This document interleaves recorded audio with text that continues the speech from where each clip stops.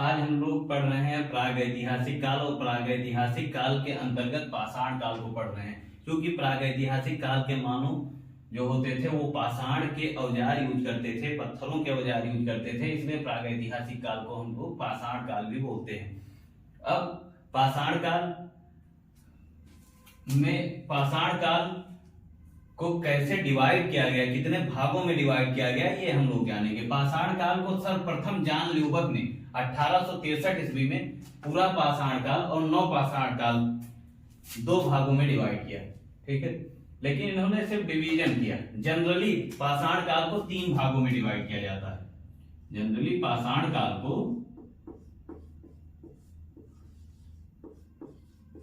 3 भागों में डिवाइड किया जाता है।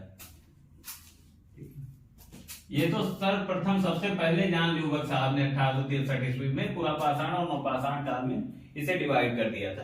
लेकिन जो हमारे सिलेबस में हो उसमें 3 भागों में डिवाइड किया जाता है पाषाण काल को। पहला पूरा पाषाण काल, दूसरा मध्य पाषाण काल, तीसरा नवपाषाण काल। 3 भागों में डिवाइड किया जाता है। अब ये 3 भाग डिवाइड कैसे किए गए? क्योंकि सिर्फ पत्थर के औजार ही मिले थे, इसलिए औजारों पर ही डिपेंड होकर इन भागों को किया गया था। 3 भागों को औजार पर डिपेंड होकर कैसे? जैसे पूरा पाषाण काल में मानो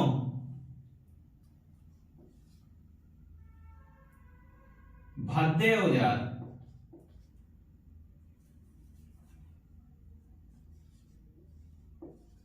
भद्दे औजार, बेडोल औजार,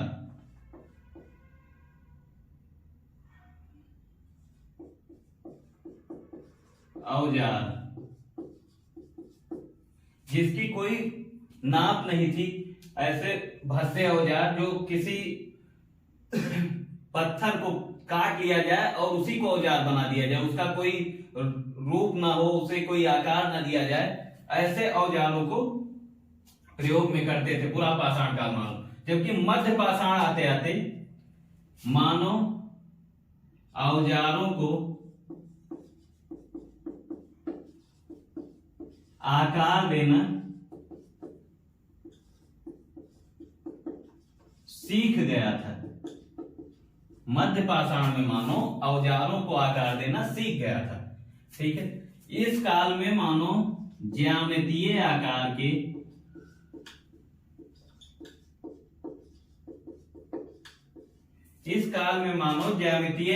के औजारों का यूज करता था।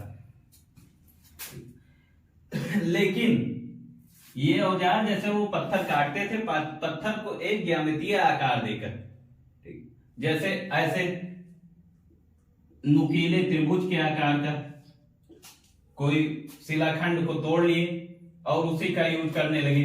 कोई घन के आकार का शिलाखंड या कोई पत्थर के खंड को तोड़ लिए और यूज करने लगे, ठीक है। लेकिन इस पर कोई पालिश या चमक या ऐसी चीजें वो नहीं डाल पाते थे। लेकिन नवपाषाण काल में मानो ज्यामितीय आकार का पत्थर तो यूज करता ही था,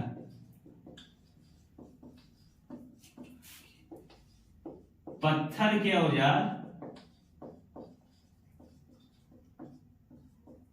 यूज करता ही था, साथ ही साथ उसे पालिशदार बनाना भी शुरू कर दिया था।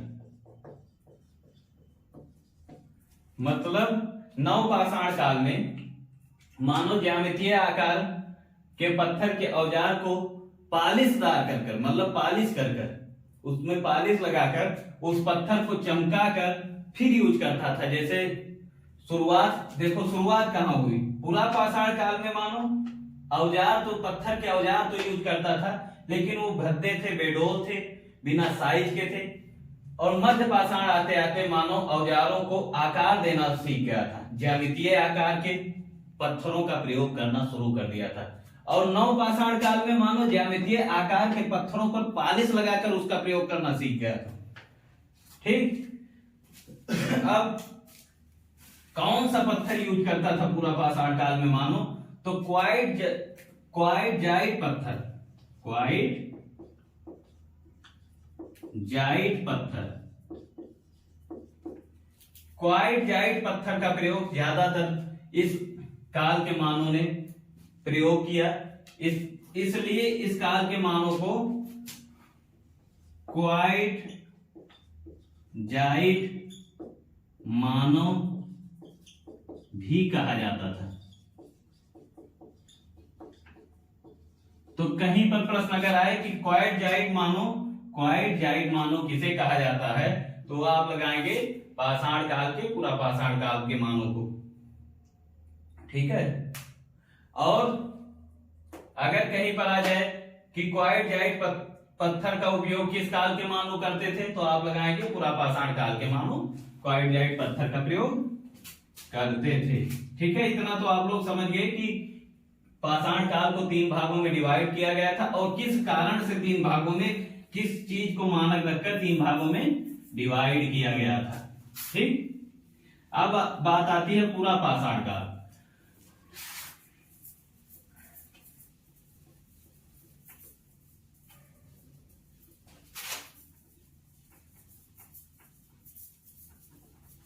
अब बात आती है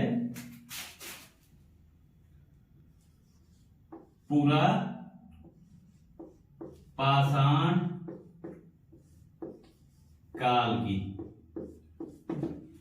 पूरा पाषाण काल में सबसे लंबे समय, जो पूरा पाषाण काल है, ये सबसे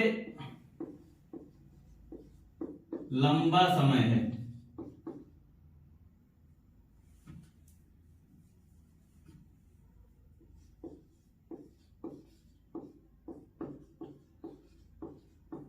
मतलब मध्य पाषाण काल और नव पाषाण काल और पूरा पाषाण काल में जो पूरा पाषाण काल है, ये सबसे लंबा समय है, सबसे ज्यादा टाइम तक ये था। ठीक है। यहाँ किस प्रकार के औजार यूज किए गए? यहाँ जो है हैंड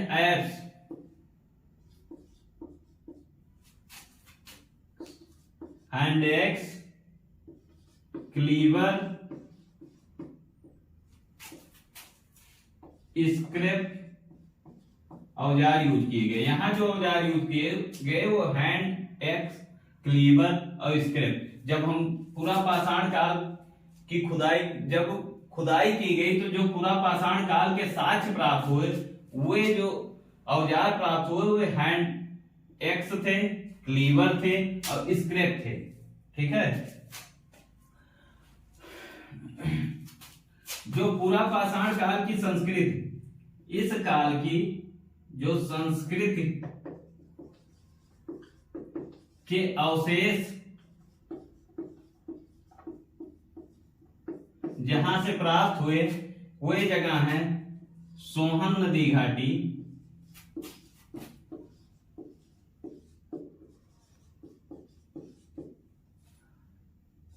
बेलन नदी घाटी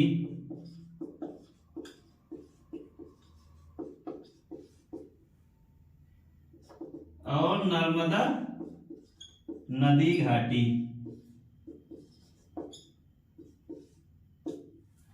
ठीक है। तो पूरा पाषाण मानव के संस्कृत के अवशेष, पूरा पाषाण काल के जो ये पत्थर के औजार प्राप्त हुए हैं, ये पत्थर के औजार कहां कहां से प्राप्त हुए हैं, उनके अवशेष कहां कहां से प्राप्त हुए हैं, वो ये सोहन नदी घाटी, बेलन नदी घाटी, नर्मदा नदी घाटी से प्राप्त हुए हैं। समझ में आया? मतलब पूरा पाषाण काल जो सबसे लंबा समय का चलने वाला काल है, उसमें जो पाषाण के अवशेष प्राप्त हुए हैं वे सोहन नदी घाटी, बेलन नदी घाटी, नर्मदा नदी घाटी से प्राप्त हुए हैं। कौन कौन से पाषाण के अवशेष प्राप्त हुए हैं? तो ज्यादातर हैंड एक्स प्राप्त हुए हैं, क्लीवर प्राप्त हुए हैं, स्क्रैप प्राप्त हुए हैं। ठीक है। तो पूरा पाषाण काल मानव को क्वार्टजाइट मानव भी कहा जाता था। इसे स्पष्ट रूप से आप लोग सुन लीजिए, क्वार्टजाइट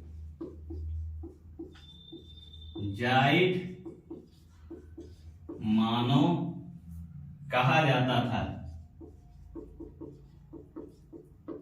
ये प्रश्न अक्सर आते हैं कि क्वार्टजाइट मानव किसे कहा जाता था, तो वो पूरा पाषाण काल के मानव को कहा जाता था। अब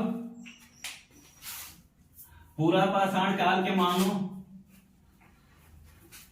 भोजन के लिए किस पर निर्भर थे, कहाँ रहते थे, ये सारी चीजें आपके मन में सवाल उठ रही होंगी कि जो पूरा पाषाण काल का मानव है वो कहाँ रहता था, भोजन कैसे करता था, क्या चीज खाता था, क्या चीज पीता था। तो इसके बारे में आइए हम लोग जानते हैं।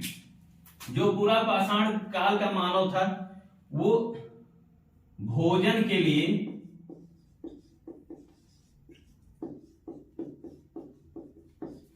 शिकार पर निर्भर था।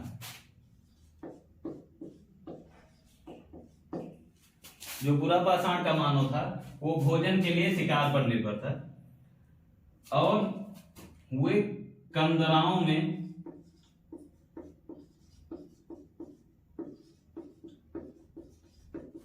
रहा करते थे। वे जो कंदराएं थी उसमें रहा करते थे, लेकिन ये जो कंदराएं थी, पूरा पाषाण मानव की जो कंदराएं थी वे प्राकृतिक निर्मित थी।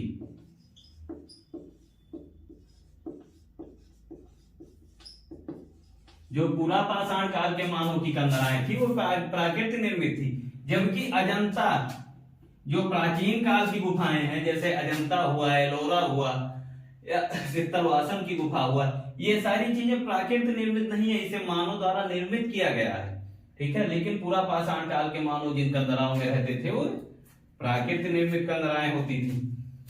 ठीक है, अब पूरा पाषाण काल को 3 भागों में डिवाइड किया गया है। जो पूरा पाषाण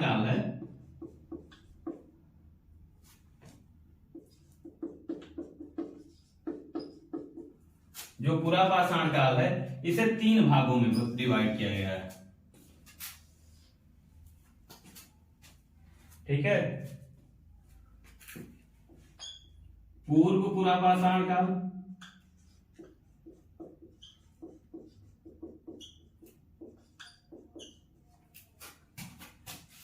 मध्य पूरा पाषाण काल और उच्च पूरा पाषाण काल।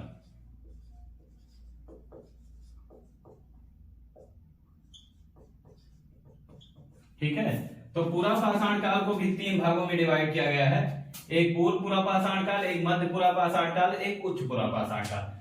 अब इसके अंतर्गत क्या क्या चीज आती हैं, क्योंकि ज्यादा साक्ष्य इसमें मिले नहीं है तो इसमें डिवाइड कर कर जानने की जरूरत नहीं है, इससे कभी प्रश्न पूछे भी नहीं जाते हैं।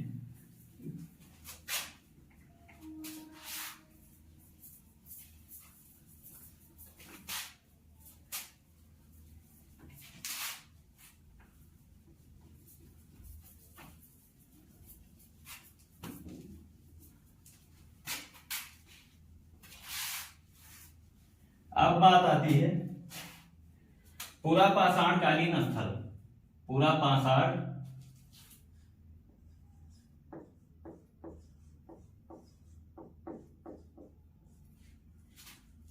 कालीन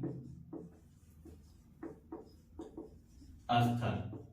ठीक है, पूरा पाषाण कालीन स्थल। पहला स्थल पूरा पाषाण में पल्लवरम मिला था, कल आप लोगों को बताए थे पल्लवरम मिला था। कहां से मिला था, तमिलनाडु से मिला था। किसने खोजा था, रॉबर्ट ब्रूक फोर्ड ने खोजा था।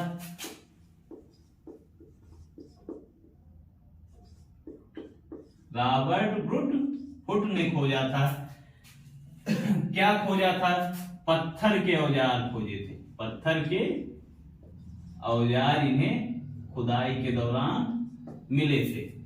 दूसरा जो स्थल खोजा गया पल्लवरम के बाद वो था अतिपक्कम।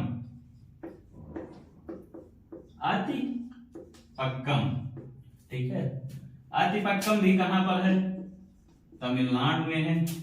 किसने खोजा था इसे, विलियम ने खोजा था। विलियम किंग ने खोजा था। कब खोजा था, 1864 में खोजा था।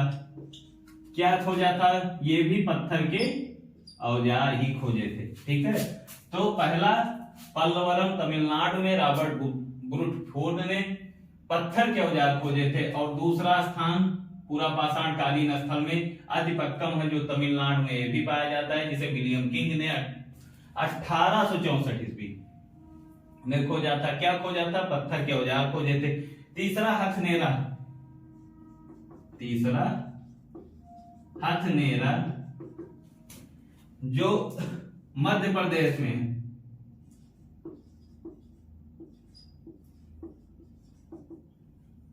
नर्मदा नदी घाटी के पास है।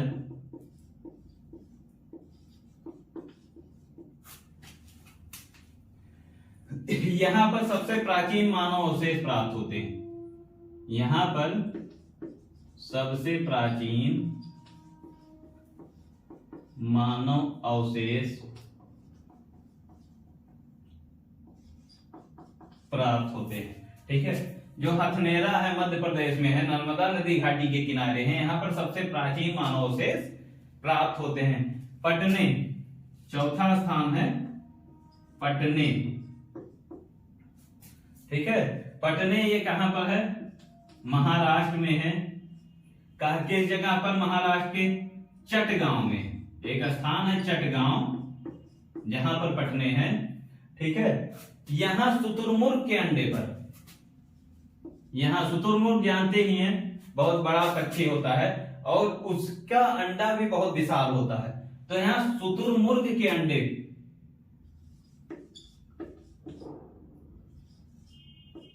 यहां शुतुरमुर्ग के अंडे पर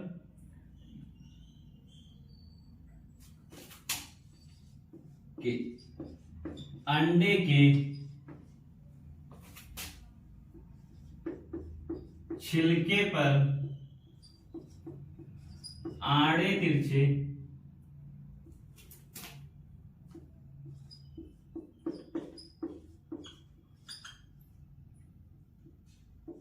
लकीर या यूं कहें कि आकृति खींची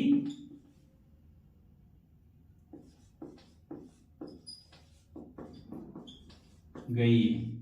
ठीक है, तो जो चौथा स्थान है पटने, जो महाराष्ट्र चटगांव में मिला है, यहां शुतुरमुर्ग के अंडे पर आड़े तिरछे,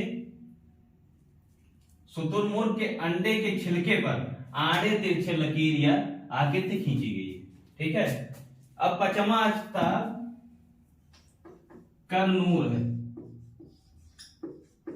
जो आंध्र प्रदेश में है। करनूल कहां पर है? आंध्र प्रदेश में है। ठीक है, यहां पर राख के प्रमाण मिले हैं।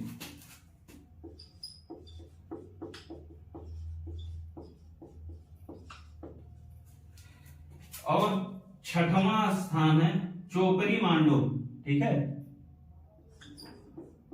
चोपनी मांडो, जो प्रयागराज बेलन नदी घाटी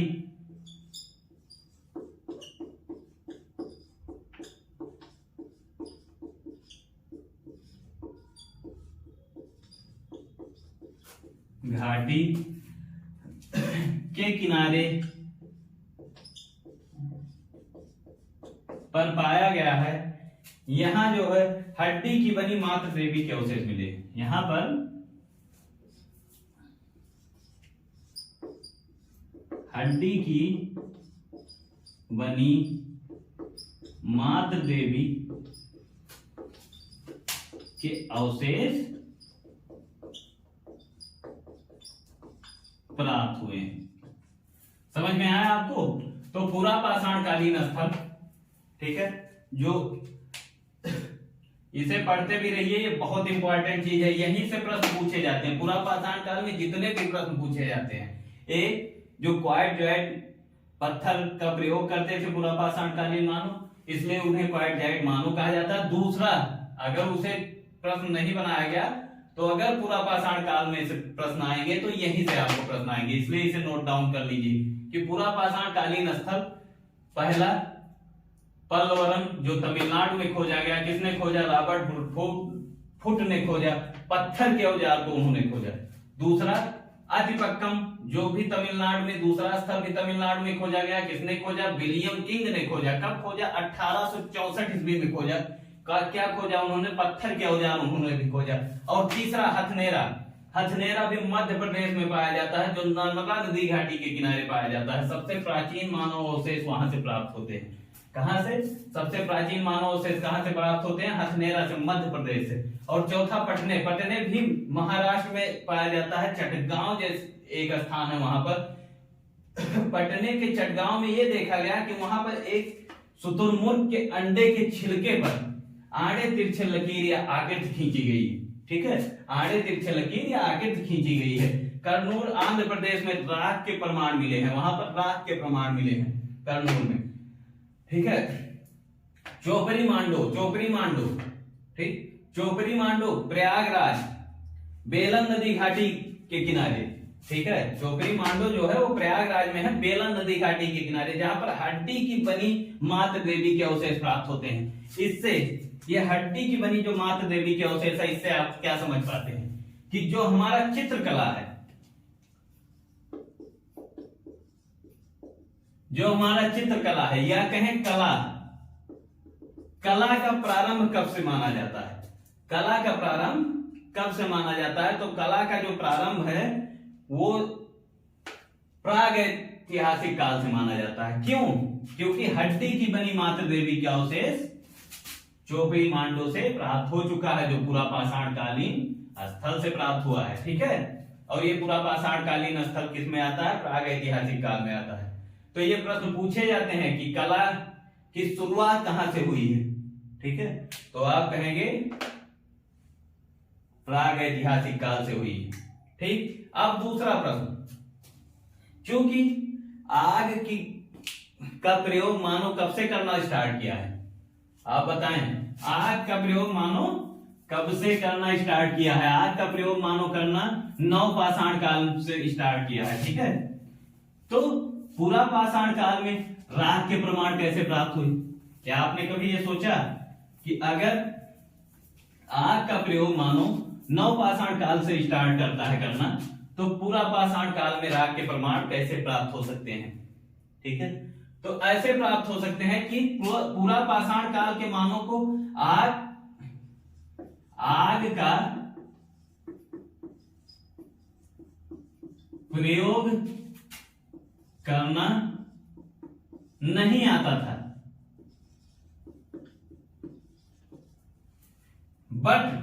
लेकिन अग्नि के साथ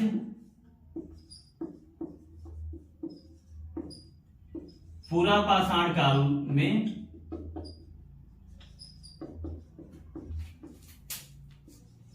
प्राप्त होते हैं। मतलब पूरा आग का प्रयोग करना नहीं आता था पूरा पाषाण काल के मानव को, लेकिन अग्नि के साथ पूरा पाषाण काल में प्राप्त होते हैं। मतलब जैसे कोई भी चीज आप लोगों को दे दिया जाए, ठीक है, उसका भले ही आप प्रयोग करना नहीं जानते हैं, लेकिन अगर आपको दे दिया गया तो आपके पास है तो है ही। तो उस हिसाब से जब ये लो अग्नि, जैसे अचानक कोई चीज जल जाती थी, तो ये उसका प्रयोग करना, जैसे उससे खाने को पकाया जाता है या उससे आग सेकी जाती है। मतलब एक हिसाब से ये समझ लीजिए कि वो उसका यूज करना नहीं जानते थे। ठीक है, ऐसा नहीं था कि उस समय आग थी ही नहीं, आग उस समय भी थी, लेकिन उसका यूज करना ये नहीं जानते थे। उसका यूज, उसका सदुपयोग नवपाषाण काल का मानव करना स्टार्ट किया। ठीक है, समझ में आया?